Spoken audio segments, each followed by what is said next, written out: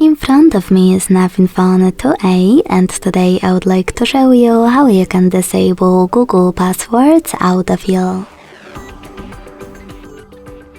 Begin by launching Settings and scrolling all the way down to access Google. Then hit All Services, select Autofill, Autofill with Google, and the switcher next to Use Autofill with Google. So when I click, as you can see, my switcher and all of those features are gray, which means that Autofill is off. Thanks so much for watching. If you enjoyed this video, don't forget to leave a like, comment and subscribe. Bye!